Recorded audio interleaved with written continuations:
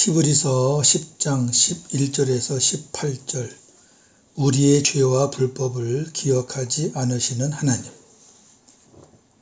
제사장마다 매일 서서 섬기며 자주 같은 제사를 드리되 이 제사는 언제나 죄를 없게 하지 못하거니와 오직 그리스도는 죄를 위하여 한 영원한 제사를 드리시고 하나님 우편에 앉으사 그 후에 자기 원수들을 자기 발등상이 되게 하실 때까지 기다리시나니 그가 거룩하게 된 자들을 한 번의 제사로 영원히 온전하게 하셨느니라. 또한 성령이 우리에게 증언하시되 주께서 이르시되 그날 후로는 그들과 맺을 언약이 이것이라 하시고 내 법을 그들의 마음에 두고 그들의 생각에 기록하리라 하신 후에 또 그들의 죄와 그들의 불법을 내가 다시 기억하지 아니하리라 하셨으니 이것들을 사하셨은즉 다시 죄를 위하여 제사 드릴 것이 없느니라. 아멘. 오늘 주제 예수 그리스도의 단번에 영원한 제사, 그리고 우리의 죄와 불법을 기억하지 않으시는 하나님. 11절에서 14절. 예수 그리스도의 단번에 영원한 제사. 구약의 제사장들은 매일 제단 앞에 서서 같은 제사를 반복해서 드리지만 이 제사로는 언제나 죄를 없게 할 수 없습니다. 오직 예수 그리스도께서는 죄를 위하여 단 한 번의 영원한 제사를 드리시고 하나님 우편에 앉으셨습니다. 그리스도께서는 한 번의 제사로 거룩하게 된 자들을 영원히 온전하게 하셨습니다. 십자가에서 피 흘려 죽으신 예수님께서 부활 승천하셔서 하늘 성소에 들어가셔야 인류의 모든 죄가 사해집니다. 예수 그리스도께서 죄를 사하시고 온전케 하시는 대상은 거룩하게 된 성도들입니다. 예수 그리스도는 자기 원수들이 자기 발 앞에 무릎 꿇을 때까지 하나님 우편에서 기다리고 계십니다. 뭘 기다리죠? 다시 강림하실 때를. 예수 그리스도는 세상의 죄악이 하늘에 사무침으로 인해 세상을 심판하시러 마지막 강림하실 때까지 하나님 우편에 계십니다. 하나님 우편에 계신 예수님은 하늘로 올라간 부활체, 인성이죠. 그 모습 그대로 다시 오십니다. 사도행전 1장 11절. 갈릴리 사람들아 어찌하여 서서 하늘을 쳐다보느냐. 너희 가운데서 하늘로 올려지신 이 예수는 하늘로 가심을 본 그대로 오시리라 하였느니라. 아멘. 하늘로 올려지신, 이 말은 예수님이 스스로 올라갔다는 말이 아니죠. 하나님이 예수님을 올려주신 거죠. 전부 다 하나님이 하시는 겁니다. 구원은. 자, 어떻게 오시나요? 가시적 강림입니다. 가견적 강림이라고도 합니다. 눈에 보이게. 육체적 강림입니다. 부활체로 올라가신 그대로. 영광적 강림입니다. 초림과는 다릅니다. 언제 오시나요? 그날과 그때는 예수님도 모르고 아버지만 아십니다. 예수님의 승천을 하나님이 올리셨듯이 마지막 강림도 하나님이 보내셔야 오십니다. 기억하십시오. 예수님은 자기 스스로 하신 일이 아무것도 없습니다. 아버지께서 말씀하시고 가르쳐 주셔야 행했습니다. 마지막 강림도 마찬가지입니다. 마태복음 24장 32절에서 36절. 무화과 나무의 비유를 배우라. 그 가지가 연하여지고 잎사귀를 내면 여름이 가까운 줄을 아나니 이와 같이 너희도 이 모든 일을 보거든 인자가 가까이 곧 문 앞에 이른 줄 알라. 내가 진실로 너희에게 말하노니 이 세대가 지나가기 전에 이 일이 다 일어나리라. 천지는 없어질지언정 내 말은 없어지지 아니하리라. 그러나 그날과 그때는 아무도 모르나니 하늘의 천사들도 아들도 모르고 오직 아버지만 아시느니라. 아멘. 15절에서 18절 우리의 죄와 불법을 기억하지 않으시는 하나님. 성령께서 증언하시기를 주께서 이르시되 그날 후에, 그날은 오순절 성령 강림을 말합니다. 내가 그들과 맺을 새 언약이 이것이라. 이 언약은 새 언약이죠. 내가 나의 법을 그들의 마음에 새기고 그들의 생각에 기록하리라. 내가 그들의 죄와 불법을 다시는 기억하지 아니하리라고 말씀하셨습니다. 예레미야 31장 33절 34절. 그러나 그날 후에 내가 이스라엘 집과 맺을 언약은 이러하니 곧 내가 나의 법을 그들의 속에 두며 그들의 마음에 기록하여 나는 그들의 하나님이 되고 그들은 내 백성이 될 것이라. 그들이 다시는 각기 이웃과 형제를 가르쳐 이르기를 너는 여호와를 알라 하지 아니하리니 이는 작은 자로부터 큰 자까지 다 나를 알기 때문이라. 내가 그들의 악행을 사하고 다시는 그 죄를 기억하지 아니하리라. 여호와의 말씀이니라. 아멘. 이는 부활 승천하셔서 모든 죄를 사함 받으신 예수 그리스도께서 우리의 모든 죄요 거룩함을 입은 자들 성도들이죠. 그 마음 안에 오신다는 말씀입니다. 그렇다면 마지막 강림 때까지 하나님 우편에 계신다고 하신 예수 그리스도께서 어떻게 성도들 마음에 오실 수 있나요? 이 부분입니다. 어떤 분은 그래요. 제가 복음을 전하면 그러면 하나님 우편에 계신 예수님이 이 세상에 내려오시면 그럼 하나님 보좌에는 비어 있습니까? 그래요. 그러니까 성령님만 오신 거 아닙니까? 이렇게 생각하는 사람들이 많습니다. 잘 들으시기 바랍니다. 예수님에게는 신성과 인성이 있습니다. 예수님에게만 그렇습니다. 그러니까 중보자죠. 부활하여 하나님 우편에 계신 몸은 인성입니다. 부활체는 인성이에요. 몸이잖아요, 몸. 눈에 보이고. 성도들 마음 안에 영으로 오시는 그리스도는 신성입니다. 여기 영으로 오신 그리스도와 성령은 다릅니다. 오순절에 삼위 하나님이 오신 겁니다. 예수 그리스도는 새 언약을 이루시기 위해 오순절날 성령과 함께 성도들 안에 오셔서 그들의 마음과 생각을 말씀으로 다스리십니다. 따라서 성도들은 주님의 말씀을 듣고 살아야 합니다. 예수 그리스도는 하늘 성소에서 하나님으로부터 우리의 모든 죄를 사함 받으셨기 때문에 자기를 바라는 성도들 안에 죄와 상관없이 들어오십니다. 히브리서 9장 28절. 이와 같이 그리스도도 많은 사람의 죄를 담당하시려고 단번에 들이신 바 되셨고 구원에 이르게 하기 위하여 죄와 상관없이 자기를 바라는 자들에게 두 번째 나타나시리라. 아멘. 성도들 안에 오신 주님은 성도들의 죄와 불법을 기억하지 않으신다 그랬잖아요. 그래서 성도들에게 그 어떤 죄나 불법을 묻지 않으십니다.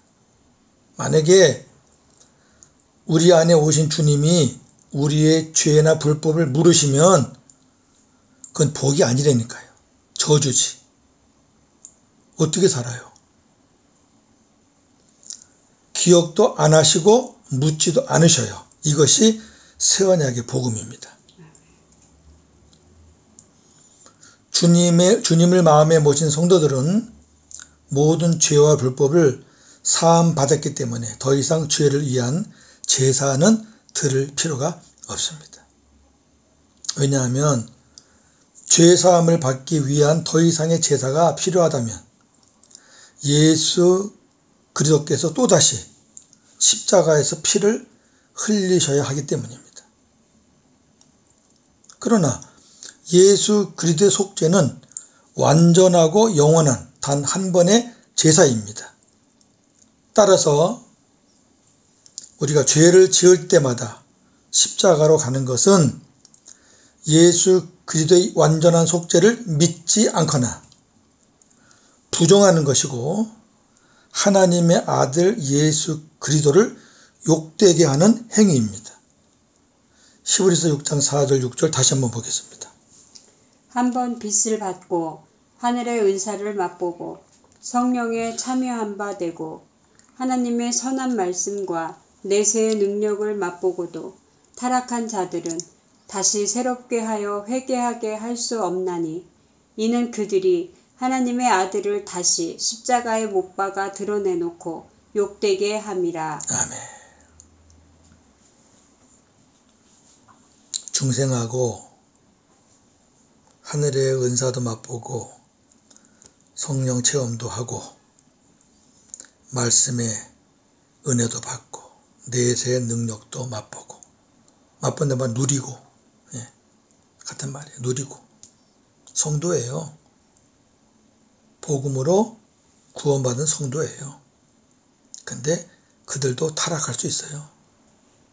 저는 여러분도 마찬가지 똑같아요. 근데 그런 사람들은 다시 새롭게 하여 회개하게 할 수 없다. 내가 하는 게 아니에요. 회개하게 할 수 없다. 하나님이 또다시 새롭게 하고 또다시 회개시키지 않는다 그 말이에요. 왜? 단 한 번에 끝난 거예요. 만약에 이것이 그렇게 안 되면 저는 여러분은 평생 십자가 붙들고 살아야 돼요. 그러면 그게 하나님의 아들의 십자가를 욕되게 하는 거예요. 한 번이면 되는데 십자가에 또 죽으세요. 또 죽으세요. 또 죽으세요. 무슨 말씀인지 이해가 되시겠죠, 이제요? 우리를 위해서 다시 속죄할 제사가 없어요, 이제는. 정리합니다.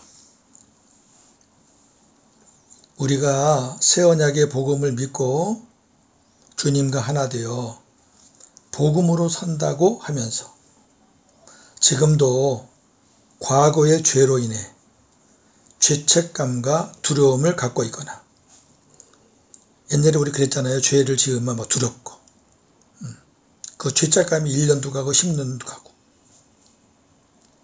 또 상대방을 정죄해요. 많이 했죠. 힘들어요, 그게. 나도 힘들고 상대방도 힘들고. 지금도 그렇게 살고 있지는 않나요? 만일 그렇다면 아직 복음을 온전히 깨닫지 못한 겁니다. 마귀에게 속고 있는 겁니다. 정죄라는 것은 나를 정죄하든 상대방을 정죄하든 정죄는 옛 언약인 죄와 사망의 법 안에서 행해지는 것이고 새 언약인 생명의 성령의 법 안에서는 없어진 겁니다. 로마서 8장 1절 2절. 그러므로 이제 그리스도 예수 안에 있는 자에게는 결코 정죄함이 없나니 이는 그리스도 예수 안에 있는 생명의 성령의 법이 죄와 사망의 법에서 너를 해방하였습니다. 아멘. 복음을 온전히 깨달으시면 죄에서 해방과 자유함을 누릴 수 있어요. 그건 방종이 아니고요. 주님 안에서 행복하게 멋지게 산다고 말이에요. 친밀하게 살 수 있다고 말이에요. 막 두렵고 막 무섭고 죄책감 그거 말고요. 또 하나 우리가 주님의 마음으로 산다고 하지만 때로는 주님의 마음이 안 돼요. 율법으로 살 때도 있습니다. 저도 그래요. 그런데 율법으로 살면요. 피곤하여 힘들어지고 낙심하여 지치게 됩니다. 그렇잖아요. 자, 이럴 때 우리는 어떻게 해야 다시 회복될 수 있을까요? 옛날에는 회복되는 방법을 몰랐어요. 그러니까 또 십자가 가고 뭐 어디 가서 은혜 받고 그럴 필요 없어요. 성경에 답이 있어요. 자, 이렇게 힘들고 피곤하고 낙심될 때 우리를 위해서 십자가에서 모든 수치와 모욕과 배신을 참으시고 지금 내 안에 오신 예수님을 생각하십시오. 내 안에 예수님을 묵상하란 말입니다. 그분이 어떤 분이신가? 그분이 어떻게 하셨나? 히브리서 12장 3절. 너희가 피곤하여 낙심하지 않기 위하여 죄인들이 이같이 자기에게 거역한 일을 참으신 일을 생각하라. 아멘. 다 참았잖아요. 죄인들의 그 배신을 다 참았잖아요. 그러면 우리가 피곤함과 낙심에서 벗어날 수 있어요. 주님의 새 힘을 주십니다. 오늘도 복음으로 승리하시는 저와 여러분 되기를 주님의 이름으로 축원합니다. 아멘. 하나님 고맙습니다. 우리가 새 언약의 복음을 믿고 주님과 하나 되어 주님 마음으로 산다고 하지만 때로는 마귀에게 속아서 율법으로 살려고 할 때도 있습니다. 모든 죄사함을 받았다고 약속을 받았지만 때로는 죄로 인해 힘들어할 때도 있습니다. 주님이 내 죄를 다 사해 주셨건만 나는 다른 사람들의 죄를 용서하지 못할 때도 있습니다. 우리가 아직 복음의 깊이가 얕아서 그렇습니다. 온전한 복음을 깨닫지 못해서 그렇습니다. 이미 우리는 죄와 사망의 법에서 해방되었는데 마귀에게 속아서 그렇습니다. 다시 한번 이 복음을 온전히 깨달을 수 있는 은혜를 이 아침에 주시기를 원합니다. 그래서 죄에서 자유함을 누리는 주님과 친밀하게 사는 우리 복음의 식구들 다 되기를 소원합니다. 살다 보면 피곤하고 힘들어지고 낙심해서 지칠 때가 있습니다. 주님의 마음으로 살면 안 그런데 또 내 마음으로 살면은 또 그렇게 될 때가 있습니다.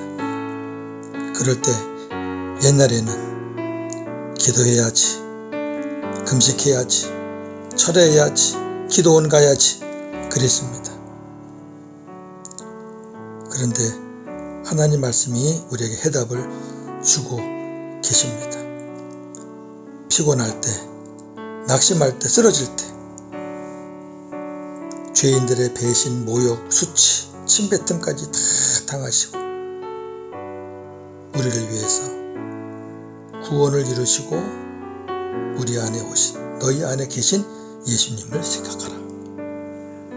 그러면 너희들이 다시 회복될 수 있을 것이다. 주님을 바라봐라. 주님이 너희들에게 새 힘을 주실 것이다. 오늘도 복음으로 승리하는 우리 모두가 다 되게 하여 주시옵소서. 예수님의 이름으로 기도하옵나이다. 아멘.